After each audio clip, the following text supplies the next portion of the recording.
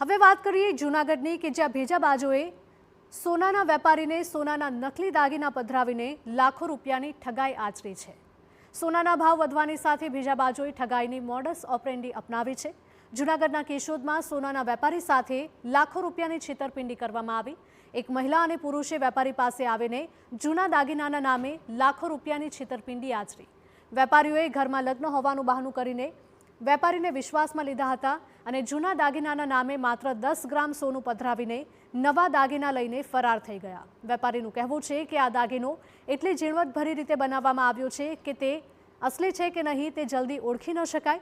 જો કે હાલ તો વેપારી સાથે 5,72,000 રૂપિયાની ઠગાઈ થયાનું સામે આવ્યા બાદ ચેમ્બર ઓફ કોમર્સ દ્વારા પણ પોલીસ ફરિયાદ નોંધવામાં આવી છે। ટેસ્ટિંગ ને ઓલરેડી કરાવતા એ સોનું અમને બરાબર જેવું લાગ્યું।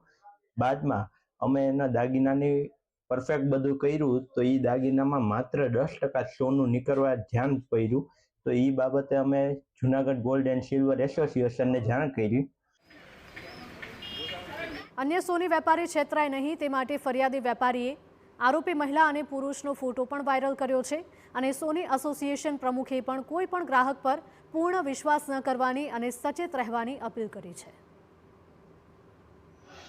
ખાસ કરીને ચકાસણી કરે પૂરેપૂરી દાગીનાની, પછી એની સાથે ડીલ કરે। ખરેખર તો અજાણ્યા શખ્સો સાથે ડીલ ના કરવું જોઈએ અને આ બાબતે અમે પોલીસને રજૂઆત કરી છે અને પોલીસ અમને ખૂબ સહયોગ આપે છે અને તાજેતરમાં આ ટોળકી પકડાઈ જાય એવી અમારી માંગણી છે।